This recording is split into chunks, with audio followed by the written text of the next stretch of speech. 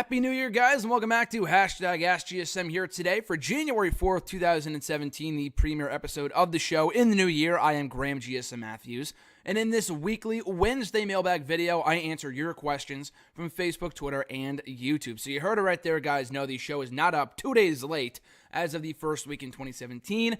Hashtag AskGSM has officially moved to Wednesdays, a move that's been in the works for about a couple months now. I only officially announced it in the 1,000 subscriber celebration video, the random video blog, the edition of the random video blog a couple weeks back, but I had actually been contemplating the move to Wednesdays for Hashtag dating back to like August or July, and pretty much since SmackDown moved to Tuesdays. I just thought it'd be a lot easier to do the show after not only the pay-per-views, the bi-monthly pay-per-views, as well as the Raw, as well as the Raws and SmackDowns were in the books, just to do the show afterwards as opposed to before Raw.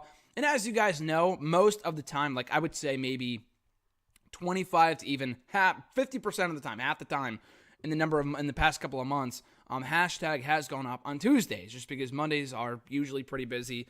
Raw starts at 8, which I usually do watch live if I can. Something I probably should not do. If the past couple of weeks have been any indication, the show has sucked miserably. But anyway, I felt like it was just a lot easier to do the show on Wednesdays, so you can still send in questions whenever you want on Facebook at facebook.com/graham.gsm.matthews. Give the Pod channel a thumbs up while you're at it. Leave a question on the post I usually put up on Tuesday nights now, or on the wall itself. You can tweet me on the Twitter machine at WrestleRant. Tweet me with the hashtag AskGSM. And you can also find me right here on, YouTube, anything else.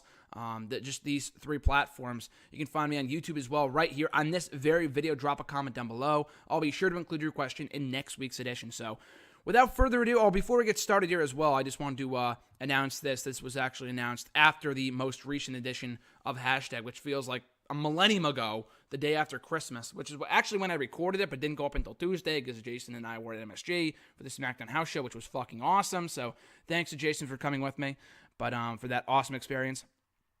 But yeah, so this was announced almost about a week ago, last Wednesday. You can now buy, for the very first time ever, your very own WrestleRant Radio t-shirt. Go to my Twitter, go to nextdaywrestling.net, go to WrestleRant radio shows, and under that tab, you will find merchandise, store, whatever it might be, and it'll take you to whatamaneuver.net, or you can just go to whatamaneuver.net, go to stores, find WrestleRant Radio, and you can buy your very own, purchase your very own, Eat, Sleep, WrestleRant Repeat shirt, now on sale. So be sure to check it out. Buy a t-shirt, support the show. Buy a fucking shirt, guys. Buy a fucking shirt. Don't be a cheapskate. I know you got the money. I can see it jingling in your pocket right now. I can hear that change flowing around in your pocket as we speak. So spend that money towards something worthwhile, not your fucking car payment, not your mortgage. Forget that shit. Go buy a fucking t-shirt for yours truly. Eat, Sleep, WrestleRant Repeat. That's what we do here on Hashtag. So without further ado, let's get started with this week's questions, starting with Mitch G from YouTube. His first question was, would you agree that Madison Rayne and Christian's most recent heel turns were similar in that they were random and only used as a catalyst to put over Daniel Bryan and Gail Kim without any consideration for fans of Christian and Madison Rayne? So those are two of probably the most forgettable heel turns in recent memory in the last number of years. I know what you're talking about. It took me a second to kind of remember, and that's bad. And I remember a lot. You guys know I remember the most obscure shit when it comes to wrestling, life in general, whatever. So if it took me a minute to kind of remember what heel turns you were talking about, that's how forgettable they were. Christian, he didn't even really put over Bryan. I mean, he turned heel for a match against Bryan back in February of 2014. It was right before the Elimination Chamber pay-per-view. He lost. I mean, he didn't turn heel. He didn't turn heel just to put over Bryan. That wasn't the sole purpose. It was really just for a change in character. He came back. He was kind of stale. I mean, I've always enjoyed Christian, but he is a better heel than a babyface, in my opinion. But he came back. He was kind of stale. Wasn't really doing anything. So they turned him heel for a match against Bryan, which was really good on Raw. He stuck around for a number of months in 2014. Actually, not really. He actually got hurt the following month. I'm thinking of 2013. He did a little mini feud with Sheamus where they did the same fucking match on Raw every single week, and Sheamus won every single time. And then Christian finally became the number one contender to the Intercontinental Championship on, I think, main event by winning a 4-way on Raw in Chicago. Not in Chicago, but I think in like Brooklyn, I think it was. right before Mania. Then he got hurt in that same match and has not wrestled again. He's pretty much done with in-ring competition, unfortunately. So that heel turn was a lot more memorable than Madison Rayne. So I think turned heel a couple months back on an episode of Impact for, as you said, a match against Gail Kim, as Gail Kim was like the number one enemy in the Knockouts division at the time, and if you could beat Kim, then she would grant you a shot at the Knockouts championship. I don't really remember what the storyline was, and then I don't think she was heel after that. I think it was a one-off thing where she turned heel, and who the fuck could possibly care? Madison Rayne has turned how many times over the course of her career? And I love Madison Rayne. She's actually very good. So you're not wrong in being a fan of her. She's very good. She's very attractive. She's been around for, if you could believe it, almost, I think, 8 or 9 years in TNA. At least 8 years. She debuted around the time that I started watching, back in 2008, 2009. So she's been around for a long fucking time in TNA. And she's gotten a lot better. She's a better heel than she is a babyface. But they have not done jack squat with her in literally years. I could not remember the last meaningful storyline that she had in that company, other than like her last reign. I don't even know if it was her last reign, but I know she held the championship for a time, I think in 2014, but that was almost 3 fucking years ago, so I don't know. But for Rayne, yes, she just turned heel to put over Gail Kim for that one match, and then she was back to being a babyface, like I think the next week. Whereas with Christian, it was a bit more, I think it was more necessary. I know Madison Rayne is a better heel than she is a babyface, but with Christian, it was almost completely necessary just because he was not doing anything at the time that he turned heel. He's a way better heel, and it was a way for him to kind of switch up his character, get something going, and also trigger that feud with Sheamus in the months or weeks after that before he got hurt and inevitably retired, unfortunately. His second question, do you see tag team wrestling overall continuing to thrive in 2017? I do.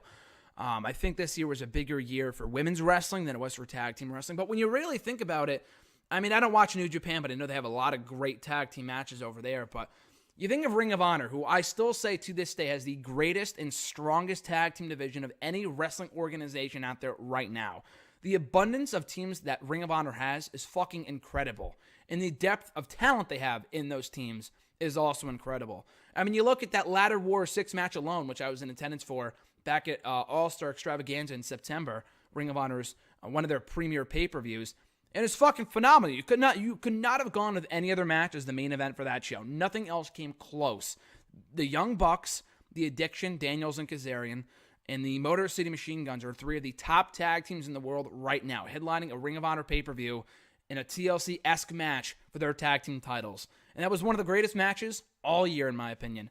But you go to WWE, the tag team division is not as strong, but they're getting better. I mean, the New Day held the championships for almost all year on the Raw side. On SmackDown, you have American Alpha, which that 4-way last week, by the way, was really good. On the SmackDown Wildcard edition, I thought was great. Between the Wyatt family, American Alpha, Slater and Rhino, and the Usos. And so their tag team division is kind of growing, and they're kind of making the most of who they have and what they have with the Ascension and Breezango and Vaudevillains. All 3 teams are not really doing much for me right now, but they're making the most of it with who they have with American Alpha, the Usos. Slater and Rhino are entertaining. The Wyatt family are also really good, so their tag team division is growing. Raw, too. Raw could use a lot of fucking work when it comes to their tag teams. Enzo and Cass have cooled off considerably. The New Day still feel stale to me, even though they're not the champions anymore. Cesaro and Sheamus are fucking great as a tag team, but they need opponents, and the Club are fucking losers. And I love the Club, I love Gallows, I love Anderson, but let's face it, since coming to WWE, by and large, they have been losers. So they are really no threat to those titles right now, so it was not a great, like an absolutely amazing year for tag team wrestling in WWE, especially with like the Dudley Boys leaving and all this other shit, and New Day failing to kind of evolve their characters other than the Budios thing, which I'm wearing the t-shirt for right now about a year ago, but that was a year ago. Like, come on, let's face it. It's time to move on, guys.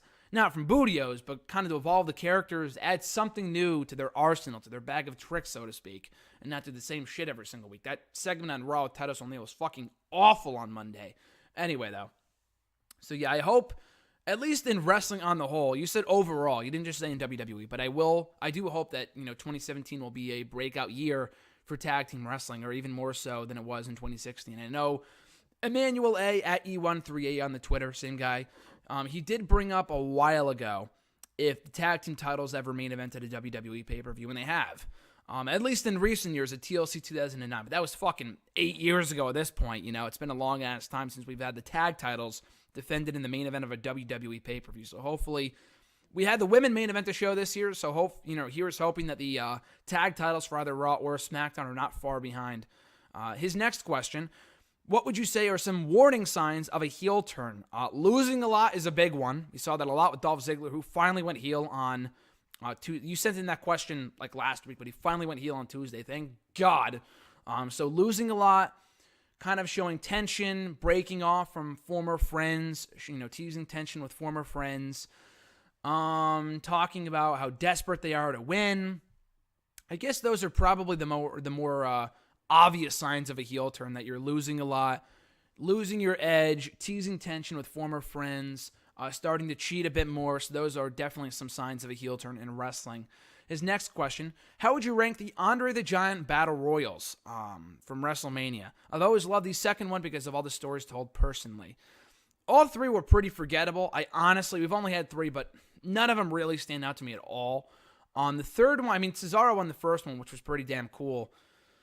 But it wasn't a great match. It was a cool ending, but the match itself was pretty forgettable. The second one, you said there was a lot of stories told, but what stories were told?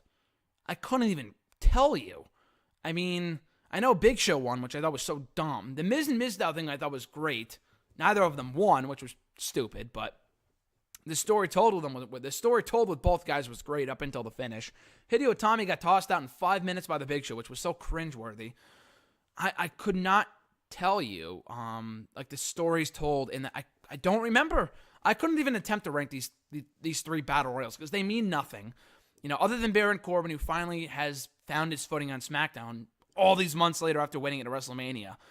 The battle royal largely means nothing. So I can't even attempt to rank the matches because the match quality, it's a typical battle royal. Battle royals can be very hit or miss. The last three Andre the Giant Memorial Battle Royals, my mic almost fell there for a second. The last three Andre the Giant Memorial Battle Royals have all been pretty forgettable, in my opinion anyway. I know you're saying the stories told in the second one from WrestleMania 31. What stories? Maybe you can enlighten me, but I don't remember at all. And this is, again, coming from someone who remembers a lot. I could not even tell you. There was a reason why that match was slotted on the kickoff show, because no one fucking cared. No one cared this year either, or 2016, whatever, at 32. Because there was basically no build for the match at all. They announced it like a week or two before the pay-per-view.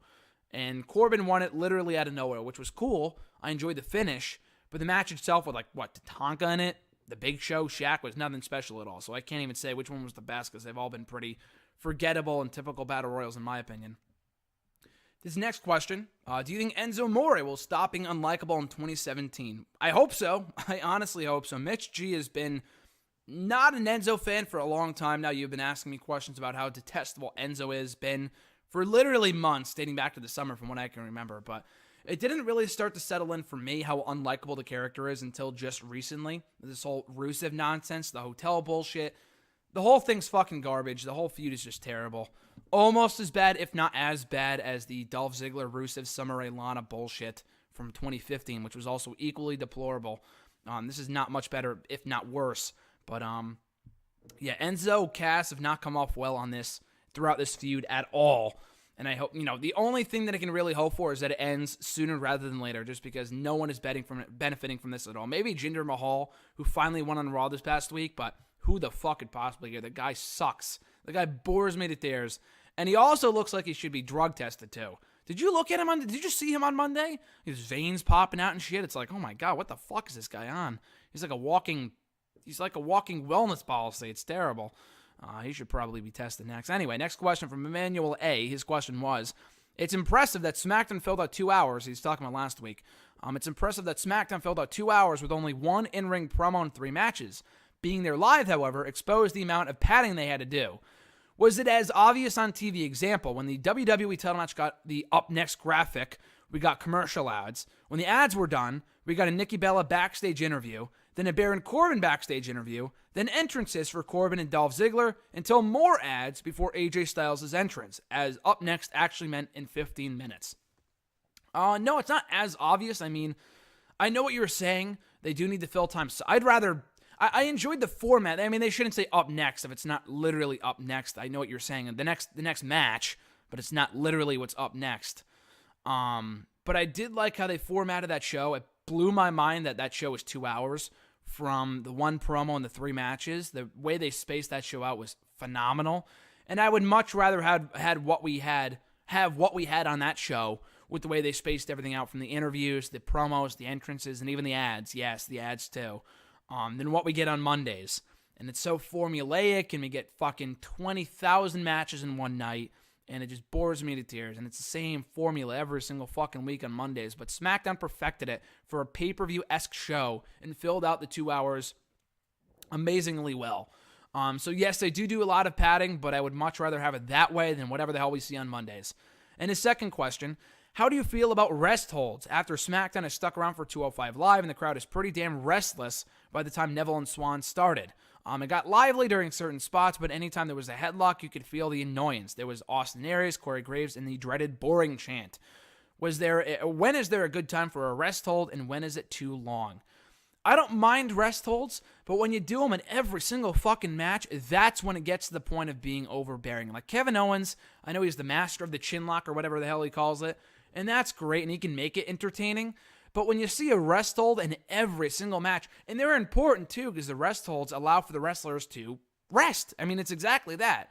In between big spots and shit like that, and to kind of kill time and build to a big spot, like after the rest hold is done, kind of give the wrestlers a breather. So I understand why they do it, but they can't. The over-reliance on the rest holds, not only in one match when you're doing it for like literally 5 minutes, which is not by any stretch of the imagination an exaggeration. That has happened before where a rest hold has been locked in for 5 minutes straight, and it's boring as hell, and you expect us to care about the rest of the match. It's not going to happen. But they are necessary. They absolutely are necessary. But when you see the same move done in every single match, 7 times, 8 times throughout the course of 3 hours on Raw, or even a couple times on SmackDown, as you said, because you have 205 Live, you have SmackDown itself, it gets to the point of being, okay, cut the shit out. I mean, if you do it in one match, that's fine, but I don't know if it's more communication between the wrestlers backstage. I don't know what the issue is, but they have to stop doing it in every single fucking match. Maybe the agents have to talk to each other more. I don't know how that works, but when you do it in every match, it just gets to the point of like, okay, let's move along now. Next question from Blue Eye Disorder, my brother Jason. He's got videos going up every Monday, Tuesday, and Wednesday, guys. So check out his channel at Blue Eye Disorder. Once again, big thanks to Jason for having him join me, for coming along to the New York City Madison Square SmackDown Live event last Monday, the Monday after Christmas, which is why hashtag went up on Tuesday last week, which is one of the reasons why I wanted to move to Wednesdays, just because Mondays and Tuesdays are usually busy with Raw and SmackDown and shit. But anyway, yeah, so that was a really fun time. Thanks to Jason for joining me. His question was, how do you feel about Stephanie McMahon's CM Punk comment on Raw? Didn't Ronda Rousey almost rip her arm off at WrestleMania? Speaking of which, I know Jason sent that in about a week ago, but Ronda Rousey got nailed. She got knocked the fuck out at UFC 207 on Saturday.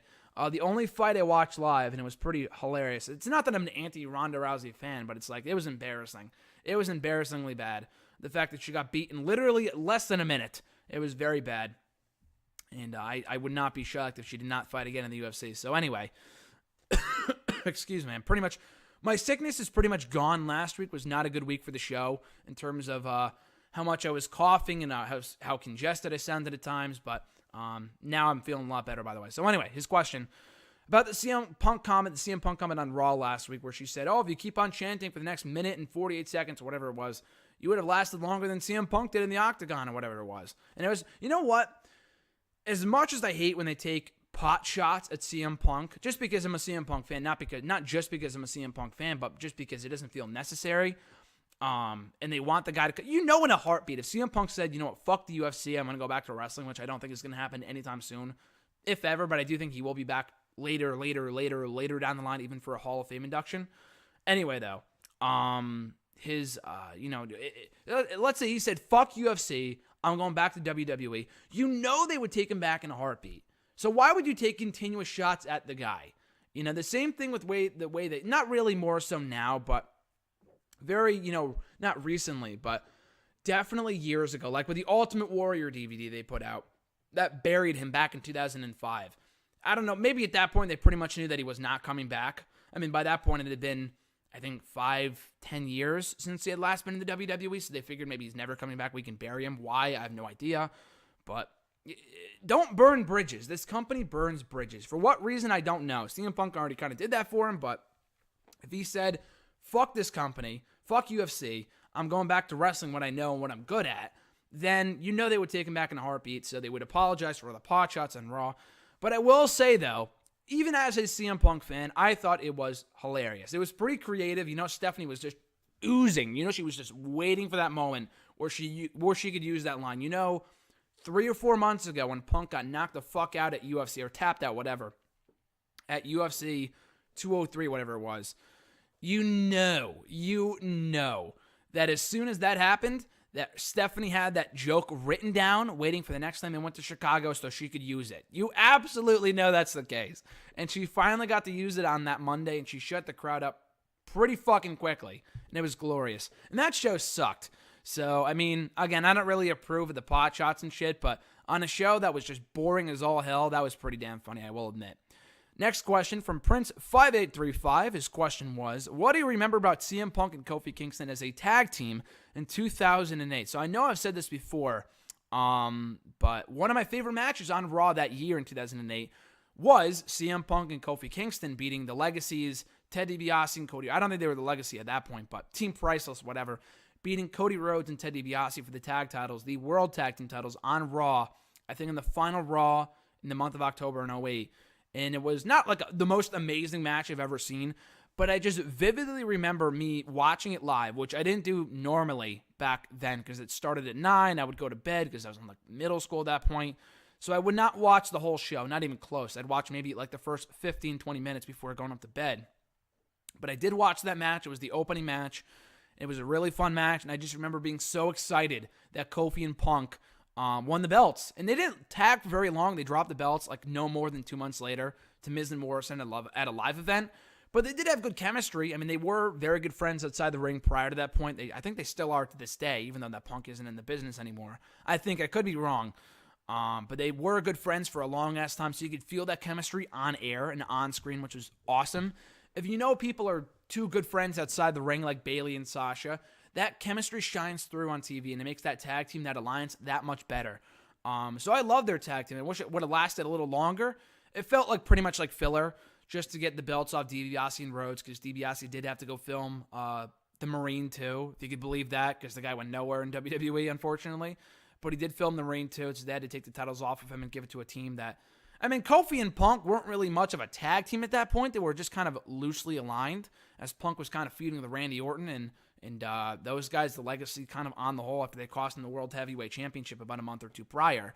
But I enjoyed their tag team, again, not together for very long, but I do fondly remember the night they won the belts, and still one of my favorite Raw matches to this day. His second question: with WrestleMania coming up, and with Brock, Goldberg, Triple H, and Taker coming back for a match, and rumors of Ronda Rousey coming in for a match, what is WWE's obsession with bringing back past wrestlers and celebrities for WrestleMania? Look at WrestleMania 19 as an example of a WrestleMania with no celebrities or past wrestlers beating an active roster member. Okay, so let's look at WrestleMania 19.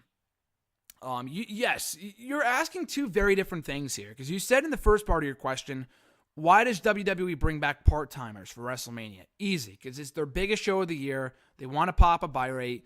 Should they focus on the future? Absolutely, because that's what's going to be selling tickets in the future. You can't rely on the Brock Lesnars and the Undertakers and the Triple H's forever. Triple H, in my opinion, is not that much of a draw. Not nearly as much as Taker, Brock, or Rock, but I guess they still consider him one, considering he's a part-timer or whatever. But he's a notable name, but not nearly as big of a draw, in my opinion, as the other guys you mentioned in your comment. But anyway, that's not your question. But you said, why do they bring guys like that back? Because they're still popular. They could still go, for the most part, and still have good matches. But then the second part of your question asks, why do they beat current members of the roster? So in my opinion, I have no problem with them bringing in part-timers. Maybe not 20 of them. But if they bring back the people you mentioned, who you know are going to be a part of Mania this year, Brock, Goldberg, Triple H, and Taker, that's fine. They want to sell tickets for WrestleMania 33, and that's totally fine. Having them be active members of the roster, like having, let's say WrestleMania 32 was, who was it? Shane wasn't really an active member of the roster when he lost to Taker. But when you have Brock beat Ambrose, and then if you had Triple H beat Roman Reigns, what does that say about the feature? Now, Roman Reigns Triple H was going to suck either way. I thought it was going to be a good match, so I know I was way off on that one. But you had to have Roman Reigns win. You could not have had him lose to Triple H, or at least not do a heel turn afterwards or something like that, just because you had to have the feature go over. I mean, Ambrose should have beaten Brock Lesnar, in my opinion. That would have been pretty sweet. I didn't expect it, but Lesnar won, whatever. So anyway, I think there's no problem in bringing those guys in for Mania, but having them beat an active member of the roster in every one of their matches, like 4-0 part-timers, full-timers 0-4, is not good. But WrestleMania 19, I don't know what you're talking about. You look up and down that card, especially the top matches. You had Hulk Hogan, who is absolutely a past wrestler. He got brought back. He was gone for many months, and he faced Vince McMahon. Yes, he did not beat, fucking Brock Lesnar or something, but he still was at WrestleMania in a top match. So there was a reliance on a top star. And then, one of the top matches on the show, you had The Rock versus Stone Cold Steve Austin. Neither guy were full-time at that point. Stone Cold was retiring, and The Rock came back for that one match. I mean, a few matches, but that was one of them. So that's not an active member of the roster. They bring them back as attractions. They had Brock Lesnar and Goldberg, or Brock Lesnar and Kurt Angle. Kurt Angle left to go get, he was a full member of the roster at that point, but he left to go get neck surgery right after. You had Triple H and Booker T. You had Shawn Michaels and Chris Jericho. Shawn Michaels had just come back. So WrestleMania even had part-timers on. And that Mania was a great Mania, but the buy rate was terrible. It was one of the worst buy rates, not only in recent Mania history, but of all time. Why? I still have no idea, just because it was a pretty loaded show. And in my opinion, it was a pretty damn good WrestleMania. But the buy rate sucked. I don't know why. Still no one knows why. But that Mania, buy rate-wise, was a failure. It got almost 500,000 buy rates. 500,000 buys compared to the year before, which was, I don't know what it was, but it might have been like 700,000, 800,000. It was up there. And WrestleMania 19 just flatlined for whatever reason. Then it was back up for 20 and 21 especially. So I don't know. But I have no problem with them bringing in part-timers for Mania. They do need to start building towards the future. So if they had the future beating these part-timers, that would be a good thing. But it doesn't seem like, they're going to be doing a lot of that in the future. When you do Brock Lesnar and Goldberg, it's an attraction. That's fine. Cena and Taker is even finer than me, just because Cena is more of a full-timer. He's kind of a part-timer now, but it's not like you're doing The Rock and The Undertaker, on the same show you're doing Brock Lesnar and Goldberg. This isn't fucking WrestleMania 93. Or WrestleMania 1993, I should specify. So, yes, I really have no problem with them bringing in part-timers as long as they're used the right way. Roger W. from Facebook. Will it be Braun Strowman versus Roman Reigns for the Universal or U.S. title at WrestleMania? I have a feeling this is where that we are headed. You know what? Someone else asked me about that. It might have been at Reborn Again. It might have been John a couple of weeks ago. And I said, no way. I kind of laughed at the idea just because it sounded so preposterous. But the closer we get to the Rumble, the more I fear that's where they're headed with this match. And that really scares me. With the Universal title, that would be terrible. For the U.S. title, I'm almost fine with it as long as Braun Strowman wins. If Strowman gets built up like Rusev has been in the last couple of years for a big title win at WrestleMania, and then fucking loses to John Cena, and he's not been the same since. Same thing with, Rusev, the exact same thing happened to him just this past year when he lost the U.S. title to Roman Reigns, and it still, again, has not been the same since, despite the build-up he received over the summer. But, so it does feel like they are headed for a Braun and Roman match, which, again, would not be the worst thing if done right. If they do it for the U.S. title, it's kind of like a mid-card match for Mania. In-ring-wise, would it be a good match? Probably not, but if Braun were to win, get a big win over Roman Reigns, it would be huge. And again, that's got to be where they have to. There has to be some sort of big plan in mind with Roman Reigns as United States champion. Otherwise, why wouldn't he have dropped the belt to Chris Jericho or Kevin Owens or Braun Strowman by now? Why the fuck is he holding that championship while he's contending for the Universal Championship? There is no focus on that belt whatsoever. Sure, they've defended it a bunch of times in recent weeks, but no one cares about it. It's a prop for a bigger feud on Raw right now. And there's no point in having Roman Reigns as the U.S. champion if he's not going to fully focus on it as he probably should have. The whole point of putting that belt on Roman Reigns was to keep him out of the main event, and he's still main eventing pay-per-views. So what's the fucking point? Take the belt off of him. And the only reason I feel like they haven't done that yet and put it on Chris Jericho or someone else is that I feel like there's got to be some big implant. There's got to be some bigger picture here.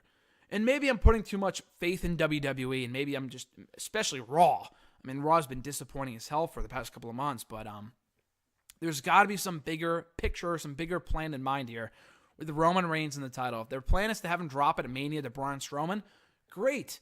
If they want to have him build they want to build a Braun only to lose to Roman Reigns at WrestleMania, that would be terrible. It would be such a waste of a great build for Braun Strowman, who, in my opinion, is one of the better parts of Raw right now. He's one of the best parts of the show at the current moment. So to have him lose to Roman Reigns at WrestleMania would be just fucking nonsensical to me. So hopefully that's not where we're headed. If they do the match at Mania, fine, and they have Braun win the belt, fine. But if not, what a waste. Next question, or next couple questions from Mark S. First question of his. What would you think of TM61 or if Ty Dillinger got promoted to Raw, that a tag team of himself and Sami Zayn would be a good fit for the Raw tag team division? So TM61, far too early. They're barely even over as it is in NXT. Calling them up to Raw right now would be just dumb. I know you said the same thing about the Authors of Pain a while ago. It's, again, way too soon, so I don't know why you even pitched that. But Dillinger and Sami Zayn, but just it's not necessary. Zayn is just way better on his own. I know there was like a rumor months ago about Neville and Zayn being a tag team, and they're a great tag team, but neither guy should be teaming in the tag team division right now. Zayn is just way better off on his own, and Neville's fucking killing it right now in the Cruiserweight division as a heel. So it just would not be necessary. But yeah, Dillinger and Zayn, just because of the Canadian connection, no.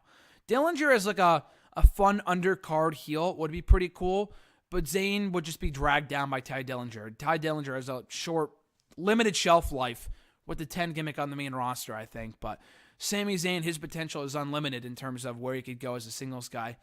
His next question, what would you think of adding the stipulation to the Seth Rollins Triple H match at WrestleMania that if it happens, whoever wins gets the future right to use the pedigree? I mean, I guess it'd be a nice little touch, but does anyone really want to see Triple H, or rather Seth Rollins, continue to use the pedigree? He does not do it very well. I don't know what finisher he would use instead. Maybe the super kick or the mule kick, whatever he does, or the flying knee. He's got to find a new finisher, because every time I see it, I am reminded of Triple H, which I guess is kind of the point, because he was in storyline kind of brought up by Triple H to become the guy that he is now. But it should not be a long-term move, because it never really looks good when Rollins does it. It doesn't really even fit who he is. It doesn't really even fit his persona. So, no, it doesn't really make sense to me for him to continue to use it as a finisher. For right now, it makes sense. Like, oh, I'm using your finisher, like a big fuck you to you, then I'm using the finisher. But other than that, he should not continue to use it for the future, I think. Unless Triple H retires and he passed down the move to him. That kind of makes sense, but otherwise, they should not have Triple H and Seth doing it at the same time in the same company. That'd just be dumb. So, yeah, as long as... But then I want Seth Rollins to win, though. So, maybe not. I'll say no, just because I want Rollins to beat Triple H, but I also don't want him to continue to use the pedigree. His next question, what would you currently see as the possible Elimination Chamber match for the SmackDown Elimination event, the SmackDown Elimination Chamber event in February? I mean, assuming Cena wins at Rumble, which he 95% sure I think he will, where do you go with the Chamber match? What do you do for the Chamber match? Probably number one contenders match, I would imagine, with the winner facing the champion at WrestleMania. Now, as long as Taker doesn't win the Rumble, and I don't think he should. I love Taker, but the guy's already won one. I know they're in Texas. He won one a decade ago. It just doesn't make much sense to me to have him win it again. And he could just get another... He could get a title shot another way. So if it's not him, then who wins the Chamber or what? I mean, I want Miz to win the Rumble. I don't think it's going to happen, but I think it'd be pretty fucking cool at this point now that he's no longer the IC champion for now anyway. And he cut an amazing promo on Talking Smack last night after the show, which you have to check out, by the way. But anyway, so what do you do for the Chamber? If it's a number one contenders Chamber, I don't think they should defend the belt inside the Chamber if Cena had just won it. It should be AJ. I mean, if you want to have Taker win the Chamber match, that'd be pretty cool.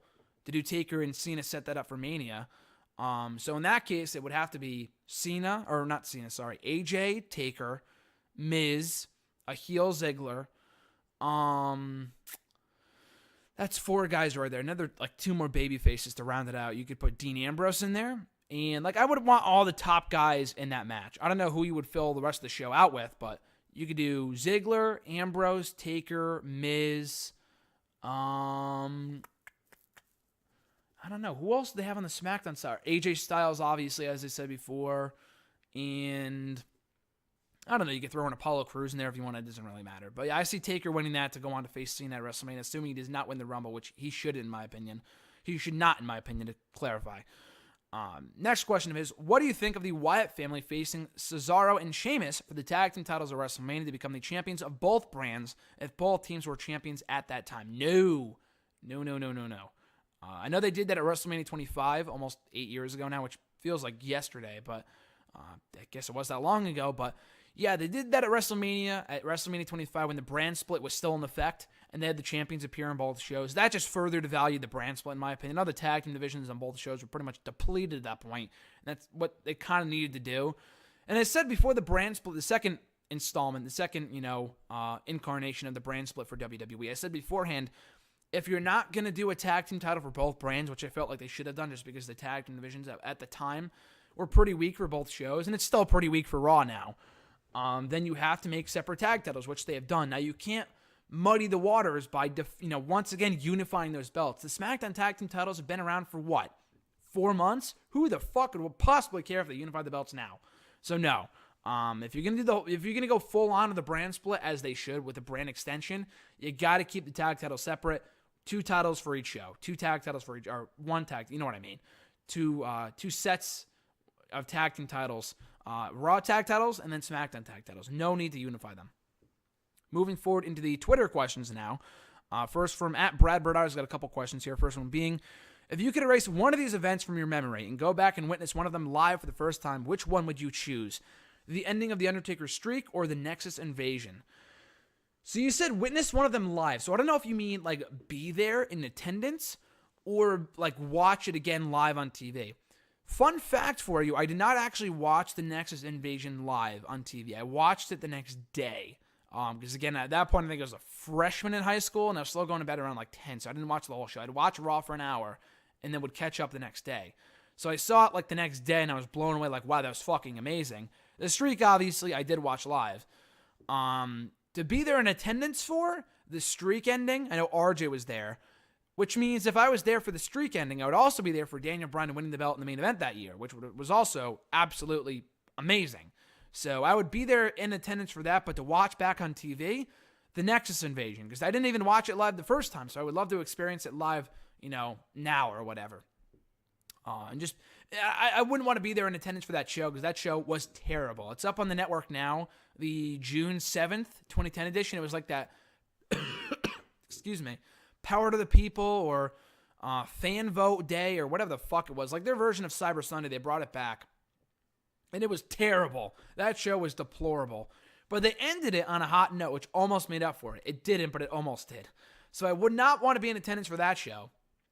But I would love to be in attendance for The Undertaker's streak breaking, because WrestleMania 30 was incredible, obviously. His second question, top 5 pay-per-view themes of the year, including NXT specials, if necessary.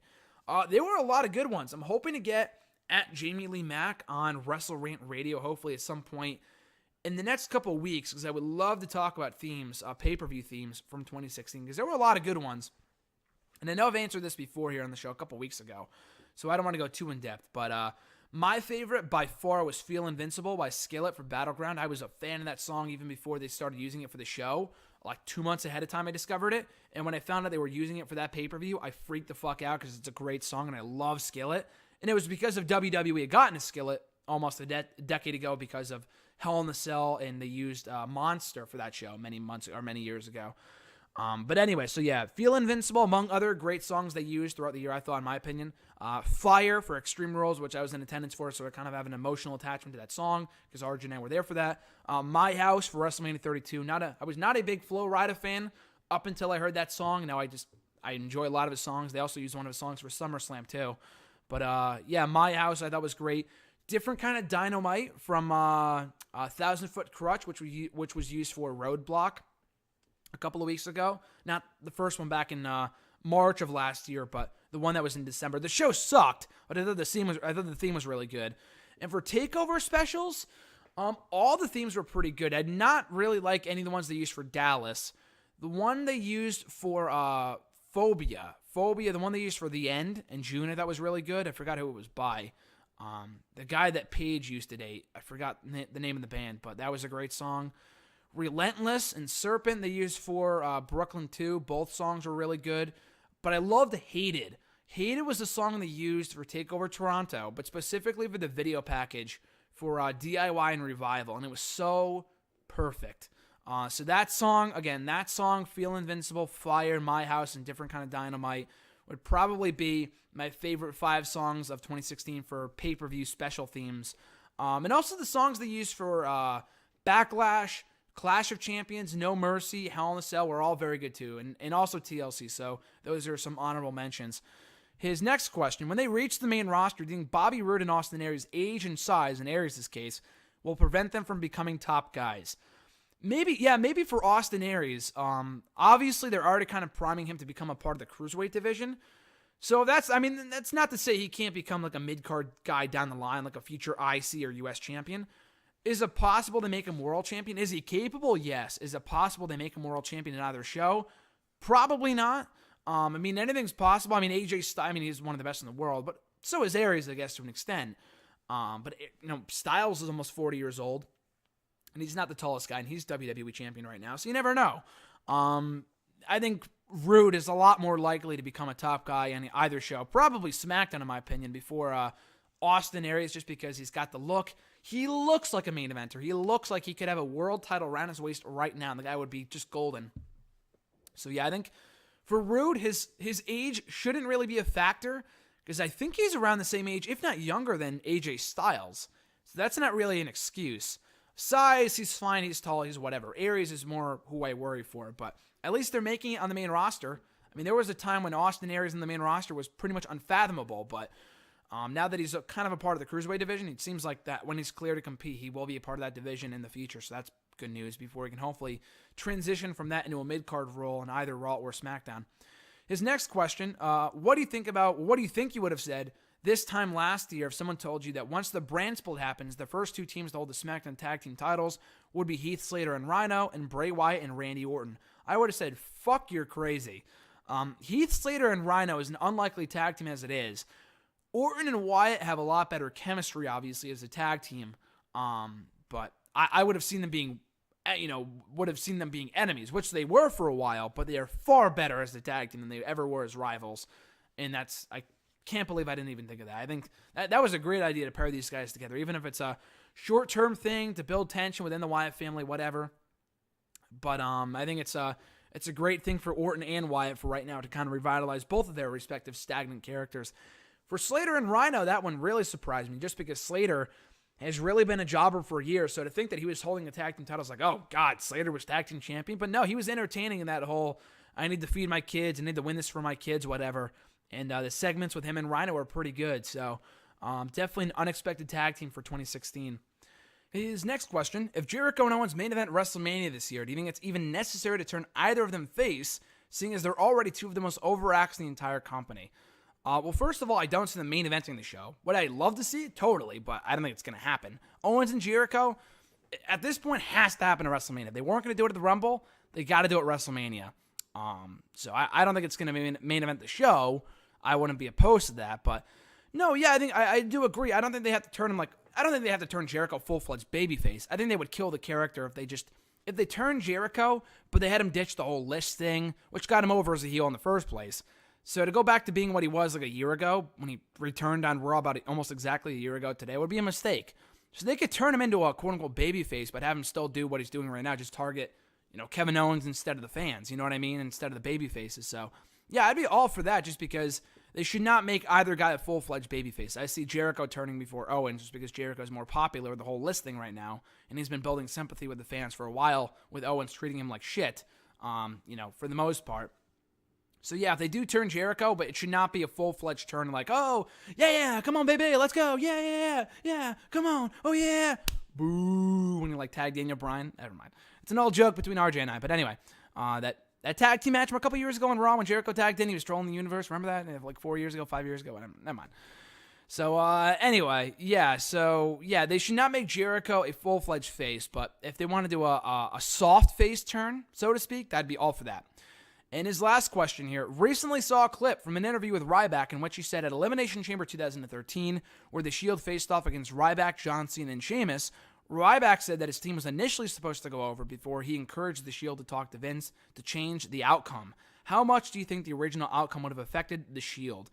So I know I heard that a while ago. I don't know who it was. I think it was Ambrose. It might have been Rollins. I know one of them whoever talked to Jericho, they both talked to Jericho at various points, but I think it might have been Ambrose, and he said, yeah, they were supposed to win, but we really, really pushed for them, really pushed Creative to have us win. Or maybe they were talking about the split. I don't know. I feel like I've heard this before, though, before Ryback said it. I just know that I heard that the Shield went to the officials first. They might have been seeing, I don't know. I do know that someone had the outcome changed and that the babyfaces were supposed to win. And they were my pick to win. If you go back and read my prediction articles at the time, ow, fuck. It's in my elbow in the chair. But, yeah, if you go back and read, my articles at the time, my reviews at the time, I honestly thought they were going to have the Shield lose for the first time of that pay-per-view, just because from the way that it was built up to, where that John Cena was main eventing WrestleMania the following month against The Rock. They're not going to have him lose at Elimination Chamber, are they? And they did. He didn't get pinned. That was Ryback. He got pinned clean. So it didn't really do Ryback any favors, but they needed to have the Shield win. They needed to. Your question was, with the original outcome of the faces winning, how would that have affected the Shield? They would have been fucked. I don't know if they would have, been a failure, but we can also ask ourselves the same thing about, you know what it reminded me of? Going into that show, and I said the same exact thing with the same exact people, too. Specifically John Cena. I said, if they have the Shield lose here, it will be almost reminiscent of when John Cena beat the Nexus at SummerSlam 2010. And they were never the same after that. They were never the fucking same. Yes, they were together for a few more months after that, but they died a death. No one fucking cared. Their feud of Cena dragged on for months. It was just terrible television. And Cena came out of that thing looking like the only strong guy. The Nexus, by all accounts, was buried by Cena at SummerSlam 2010. So, yeah, I feel like they had him, had the Shield lost at Chamber that year, at Elimination Chamber, I don't know if I do fear that they would have suffered a similar fate to the Nexus and that they would not have been the same. Part of the appeal of the Shield for so long, we would not have gotten them versus, we might have gotten them versus the Wyatt family, but I'm thinking them versus all the teams they faced in the months after that, Randy Orton, Sheamus, and Big Show at Mania. That match would have been nothing if the Shield had already been beaten. Them versus all the teams they faced up until they were defeated, which was a huge moment on SmackDown back in 2013. I think in June of that year, May of that year. It was a big freaking moment. I think it might have been June. But, so it was a huge thing when they finally lost as a tag team. So to have them lose 2-3 months into the run was a mistake. It was definitely a mistake. So I'm glad they changed the outcome, because who knows what would have become the Shield had they lost at that show. And I said, as soon as they beat Ryback, Cena, and Sheamus that night, I said, this trio is now not only on the same level, but better than Evolution in terms of how they've been booked. Because no trio has been booked that strong for that long. I know it's only been 2-3 months, but to beat 3 top guys in clean fashion in only your second match was a big deal.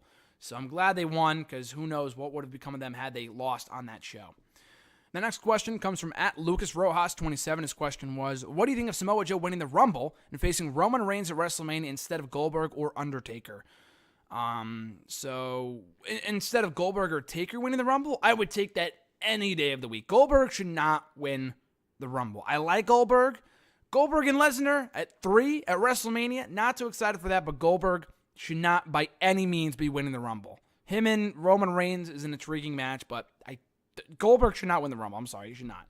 Taker, again, I could see why they would do it to set up him and Cena for Mania, but I just don't understand why you would do that right now. To have him win the Rumble, there's other ways to do the match at Mania. I was telling someone last night on Twitter, Jericho, there are other ways to have him face Owens at WrestleMania without having him win the Rumble. If he wins the Rumble, that's great, because at least, unlike Taker, he's never won one before. Goldberg is fucking 50 years old, and he doesn't need to be in the title match at WrestleMania. Samoa Joe facing Roman Reigns at Mania would be amazing. Roman Reigns, as of right now, other than maybe Braun Strowman, which is not the most appealing match ever, does not have a dance partner for WrestleMania this year. No obvious partner like Triple H and Seth Rollins.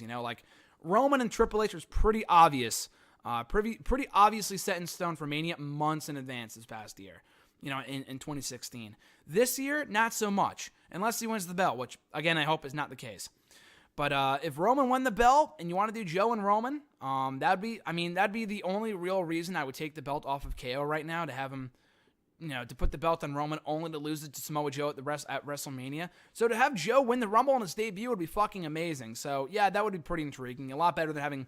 I'd rather have Roman beat KO for the belt and have Joe win the Rumble to do that match at Mania and the Battle of Samoans, than have Goldberg win the Rumble and face Roman Reigns at Mania, or Taker, which would be just dumb in my opinion. Taker is not that bad. Goldberg is just, I do not need to see him win the Rumble. At E1 3A, do you see Bayley versus Stephanie McMahon happening at WrestleMania, and would you want to see it? No, I've heard that plans change, but I've been hearing that Bayley is going to be winning the belt at WrestleMania. I don't really need to see her and Stephanie at Mania, because it's not really an attraction. Like when they did Brie Bella and Stephanie, I was fine with that. You know what? It's kind of an attraction for the women, but how can you go from Bayley losing, the championship match at Rumble to then having her face Stephanie at WrestleMania? It's no contest. You know what I mean? You would have to have Bayley win. It's not going to be much of a match because Stephanie's not a wrestler.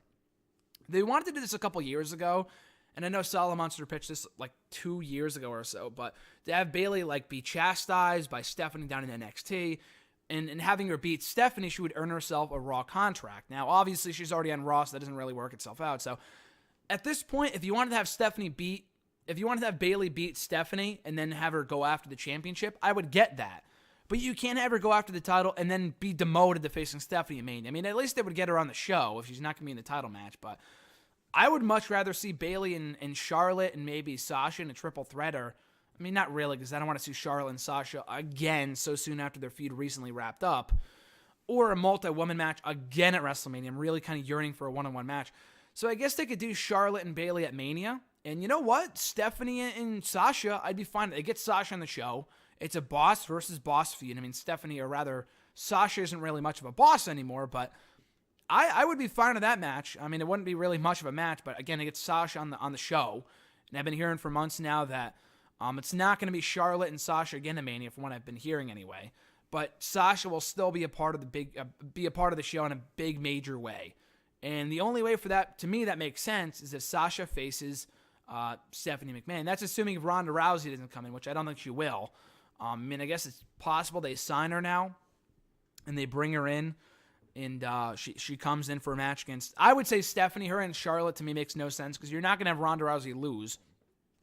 Having her willingly lose, coming off her latest losses in UFC, that to me wouldn't make any sense. But you're not going to also have her beat the champion, or the best woman they have to offer on Raw right now. So having her beat Stephanie to me makes more sense. But yeah, if she's not coming in, and I don't think she will for Mania, then to do Bayley and Stephanie to me would be a mistake. Coming off the championship chase, I would do Bayley and Charlotte at Mania. How they stretch the feud until then, I have no idea, but that's what I would do. And then to get Sasha on the show, Sasha and Stephanie. How you get to that match, I don't know, but that's just one idea. Were you not impressed by the Zayn Strowman last man standing match on Raw? So, I don't know if I was impressed. I was entertained by it. You might be alluding to the fact that after Raw ended, I did put out a tweet saying nothing else really got me excited about the show, other than Goldberg and Reigns coming face-to-face at the end. I specifically said on Twitter that the only thing that made me say, holy crap, was Reigns and Goldberg. Strowman and Zayn, just because I didn't say holy crap, doesn't mean that it wasn't good. It was definitely one of the better matches on the show. Reigns and Jericho was also a really good match. Didn't have me saying holy crap just because we've seen it 5 times before, and Reigns won fucking again. But no, Zayn and Strowman I thought was really good. I thought the story they told was great.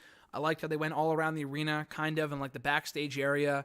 Zayn looked like the ultimate underdog. He really benefited from the loss, in my opinion. Strowman looks like a monster, so he looks like a ruthless beast. So yeah, no, I thought the match was really good. I don't know if I was impressed by it, but I thought it was really, really good, and a good way to kind of blow off the feud for now. Zayn coming back in the Rumble, if they can hold off until then, coming back in the Rumble and eliminating Strowman would be huge. So I would love to see something like that kind of play out in the weeks ahead. At the Wrestle Guy, his question was from Twitter, Sal. If Owens retains at the Royal Rumble, could you see Zayn pulling a Benoit, comes out at number 1, and eliminates Strowman at the end? So kind of going back to what I was just saying, I don't know if he'd come out at number 1. No, I would love to see Kevin Owens and Sami Zayn at Mania, but again, I just don't think it's going to happen just because Owens and Jericho need to face each other. Because when else are you going to do that match before Jericho leaves, which I assume is after Mania at this point? We always say, like, oh, he's going to leave next month. He's going to leave now. He's going to leave now. And he never does. But, no, I think with these guys, I think it's got to be, at this point, Owens and Jericho at Mania. So Owens and Zayn would be great.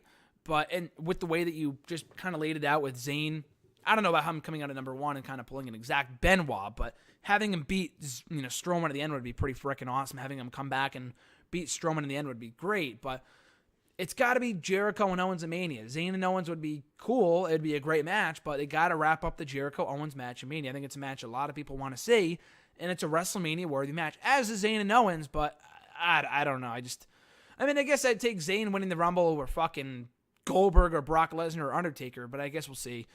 Again, I don't know if you can do a carbon copy of the Benoit thing. It's people like, oh, you copied it from Chris Benoit. So I don't really want to see the exact same formula apply to Sami Zayn, but to have him come out, return maybe towards the end, and eliminate Strowman in the end to win the Rumble, I'd be totally on board with that. But like I said, they need to do Owens and Jericho at Mania, in my opinion. They can't blow it off of the February pay-per-view or not do it at all. They can have Owens turn on Jericho and have just Jericho leave. They need to do the match at Mania, in my opinion. His next question: with Reigns and Rollins being top babyfaces when Balor returns, should he turn heel and debut the Balor Club? So I was thinking about the other day. And I've said on record several times, the only real way they can rejuvenate and kind of pretty much salvage the club at this point, Gallows and Anderson. Styles is doing just fine on SmackDown, but Gallows and Anderson specifically, the only way they can be salvaged is by moving to SmackDown with AJ. But maybe if they bring back Balor and turn him heel, like his first night back, and reunite him with Gallows and Anderson as the Balor Club, that'd be pretty damn cool. And they can always turn AJ down the line to do Styles and Balor maybe on SmackDown. I would love to see Finn Balor on SmackDown, especially if they have Roman and Rollins stay put. But yeah, no, I think that'd be a great. I think obviously Finn Balor has a lot left in the tank in terms of being a babyface and the whole merchandise thing, but it would definitely shake up the Raw, main event scene to have Balor back as a heel. Now, that being said, I think with Finn Balor, I would rather see Roman turn heel before Finn Balor, but that's not going to happen anytime soon, if ever. But I think if they turn Finn Balor and have him reunite with, the club, it would kind of rejuvenate every guy involved there, both Balor and the club. So, and then you could do, but who would you have him feud with? I guess you could do him and AJ as an inter-promotional match at Mania. That'd be pretty damn cool. I don't know how you get to that point with them being in different brands, but an inter-promotional match would be pretty fucking sick between AJ and Finn at Mania. If they have AJ go babyface. But yeah, no, I think that'd be a great idea. I don't know if, I'd rather turn Roman heel first, but having Finn Balor as a heel is not the worst thing. I think it'd be pretty damn intriguing with him reuniting with Gallows and Anderson as the Balor Club. At Scarlet One, we'll finish off with their questions here. If Miz won the Royal Rumble, who do you see him challenging at WrestleMania? Hopefully someone from SmackDown. I would love to see Miz win the Rumble. I said that last night at Randy Cruz. I am Randy Cruz. I am, Randy Cruz from the 2 out of 3 Falls podcast we do every week. He has said on record several times in the past month that he wants Miz to win the Rumble. I don't think he will. I would love to see it. I just don't think he will. But it's got to be someone from SmackDown. Miz should be far, far, far away from Raw. Not because he's terrible and he should be off the A show, but rather he's on the A show currently and is killing it on SmackDown. SmackDown is his home. Keep him on the blue brand, WWE. Don't fuck it up. But anyway, so I would just have him challenge someone from SmackDown. Him and AJ would be pretty great. That's really all that you could do, right? If you do Cena and Taker at Mania, I don't think that match needs a title, but if they want to do that for the belt, whatever. Taker Cena would be great. You don't need to do that for the championship. AJ and Miz for the belt would be great. You could turn AJ face, or if it's not AJ, then who else? There's really no other top guy. Dean and Miz are already kind of feuding now over the IC title. Not really a match you could do for the World Championship at WrestleMania. Now that Ambrose is now the IC champion, at least for now. I think it would have to be Miz and AJ. They kind of teased it on SmackDown a couple weeks ago. But, I would love to see Miz and AJ at WrestleMania for the belt. And then you could do Cena and Taker as the big attraction for the SmackDown brand at WrestleMania. Their second question: how do you feel about Dean Ambrose holding the IC title again, and how may it differ from his previous reign? So kind of going back to what I was just saying, I was fine with that. I thought it was a great ending to SmackDown last night. Another A+ show from the Blue brand. No surprise there. Way better than Raw. A very good match. Enjoyed the title change. I liked how they did it with kind of saying the Miz had it now with Maurice slapping Ambrose. The ref was going to go for the DQ. Ambrose said no. So that's kind of like Miz can say, you know what, he should have been disqualified, or I should have been DQ'd, so I should have kept my belt, whatever. They could always do that next week and hand the belt right back to Miz. I'd be all on board for that. But again, if it clears up Miz for a main event position, then again, I'm all for it. Ambrose has had his time in the main event for pretty much almost all of 2016, so I'm fine with him kind of going back down to that mid-card level as IC champion. It's kind of hard to say how it's going to differ from his previous reign. He didn't hold the belt for that long. He won the belt at TLC. He had a few defenses against Kevin Owens on SmackDown and at the Rumble, which was a great match. And then he dropped the belt almost right after, back to Owens on Raw, right before Fastlane rather. So it's not that his previous reign was a flop, but I would love to have him, I would love to see him hold the belt long term, and then you really kind of keep the momentum going. Miz had a phenomenal reign as IC champion both times, from April of last year up until last night. So to have him, to kind of cut that momentum short, like Roman Reigns did with the U.S. title, would be a mistake in my opinion. But they really have a chance to keep that hot streak going with Ambrose as champion if he is as good of a champion in defending the championship against the SmackDown mid-card, against guys like Bray Wyatt or Randy Orton or guys like that. Would be pretty great. So yeah, no, I'm fine with him as champion as long as it means that Miz is being elevated to a higher spot on the card. Next question, did Zack Ryder's injury affect the SmackDown Tag Team Championships and the Wyatts losing them? Excuse me. I'm sure they were going to have them drop the belts to American Alpha anyway at some point. That's kind of obvious. They probably just sped up the process. For a fact. I think the Wyatt family would have definitely dropped the belts at some point to American Alpha. Maybe at the Rumble, they just kind of sped it up a bit by a few weeks. They weren't going to drop the belts to the Hype Bros. I like the Hype Bros, but you can't have the Hype Bros as champions over American Alpha. No way. That's not even a chance, so. Yeah, that would have been a joke. But, yeah, no, I think the way that it kind of played out, it definitely is interesting. I guess we'll never know what would have been if Zack Ryder did not get hurt. They probably would have done that match. They probably would have done the tag title match last week on the Wild Card Finals edition, and then had the Wyatts win, and then build to American Alpha and the Wyatt family probably at the Rumble, or maybe on that next week's SmackDown and have the Wyatt family win, or have American Alpha win, I don't know, and have them win then, like a couple weeks after they were supposed to, or after they currently did. I don't know, but you know what I'm saying. I think the long-term plan was to get the belts on American Alpha anyway, but Zack Ryder getting hurt just kind of sped up the process a bit. Last two questions. First one, do you think Lucha Underground is ending soon? I mean, it might. I don't hear positive things, not about the product itself. I mean, the product itself is great, but business-wise, I don't think they're making any more money than they were 2-3 years ago when the promotion started, which is a shame. They're not on a real, the El Rey network does not, a lot of people do not get the network. I don't get the network. I have to watch the show online every week. So, and then they don't do much touring. They did like one live event tour, I think a couple months ago, but that was about it. And then you hear rumors that the show might not be taping again for its 4th season until October of next year. That's a long time. And I think season 3 wraps up in August or July, so they have time, but what are those people going to do in the meantime? They're locked up for 7-year deals. What do you do in the meantime? So I don't know if it's guaranteed money like Rey Mysterio, or because obviously he's a top guy, but everyone else, what happens to them? So the future looks grim, but then again, we said the same thing after season 1. It did not look like a season 2 was going to be likely, and they made seasons 2 and 3 back to back. So you can't really rule them out just yet, but I hope they survive. It would be sad if they, lasted a lot shorter than TNA. If TNA's still around and Lucha gets cut, that'd be sad. I mean, TNA's been doing a lot better recently, but business-wise, Lucha deserves to stay. Hopefully they can turn things around in the new year. And the final question, Matt Scarlett won. How does the WWE mid-card today compare to the mid-card 5 years ago? You know what? I honestly do not think much has changed. Honestly. Like the mid-card titles, other than maybe like the IC title, which finally feels more relevant, on the SmackDown side, which I think is great. But I think for, compared to 5 years ago, you look at the titles, they're really not any more prestigious. At least the U.S. title does not feel any more prestigious than it was 5 years ago in 2012. At this time, exactly 5 years ago, Jack Swagger just won the U.S. title from Zack Ryder. Who the fuck could possibly care? And he did nothing as champion, like Roman Reigns is currently doing. The IC championship was in possession of Cody Rhodes, who I thought was doing a great job with that belt at the time. A lot like The Miz was doing before he lost it last night, and I'm sure Ambrose should hopefully continue that hot momentum with the belt. But in terms of the people competing for the championships, it's kind of the same people. Wade Barrett was a mid-carder for years before he ended up leaving. Ryback, Cody Rhodes, The Miz.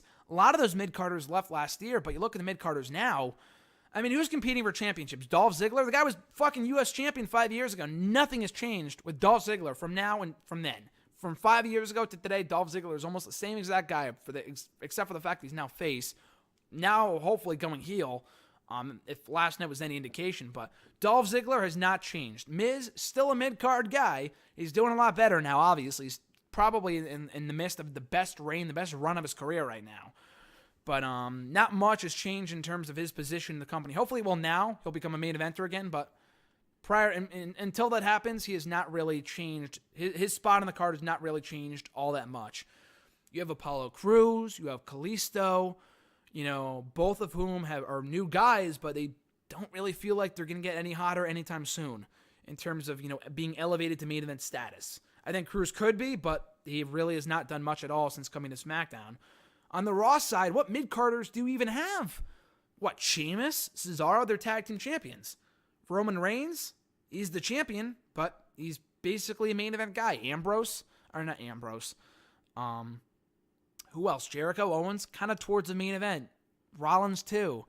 Braun Strowman, Sami Zayn, I feel like they do not put enough real effort into their mid-card division. We always talk about, look, they need to rejuvenate the tag teams and the women's, which they have to an extent. Definitely with the women, maybe not more so the tag teams, but the mid-card has been lacking for years. The mid-card has not been strong maybe since the Attitude Era. And the Attitude Era's matches sucked, but at least you had a lot of great mid-carders from D'Lo Brown. You had Billy Gunn.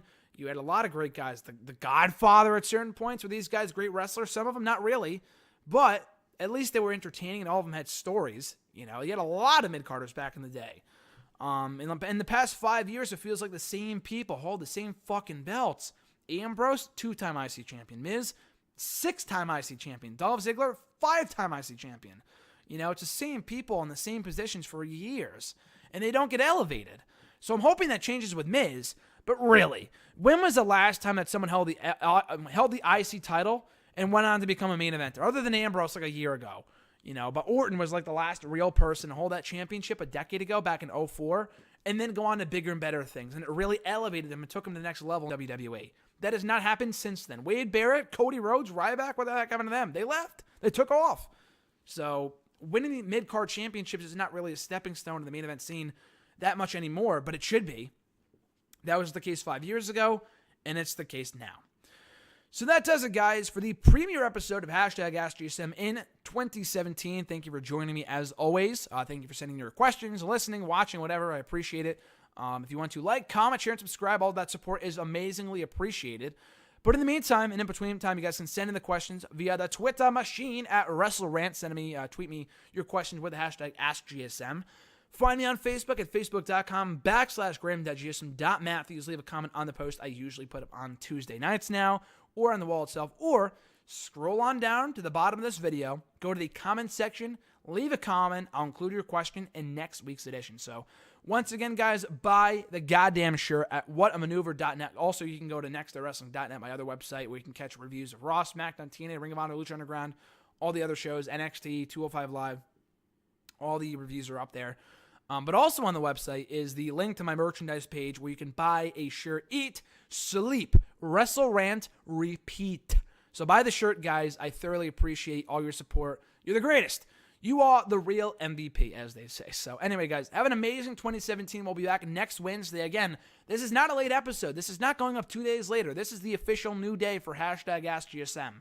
So check it out every Wednesday going forward now. Tweet in your questions, send in your questions, post your questions on Facebook, tweet me, Snapchat me. I'm just kidding, I don't have a Snapchat, but send me your questions now, later on in the week. Tuesday night is when I gather the questions, and I film these Wednesday mornings more often than not. So anyway, guys, have a great rest of your week. Happy New Year once again.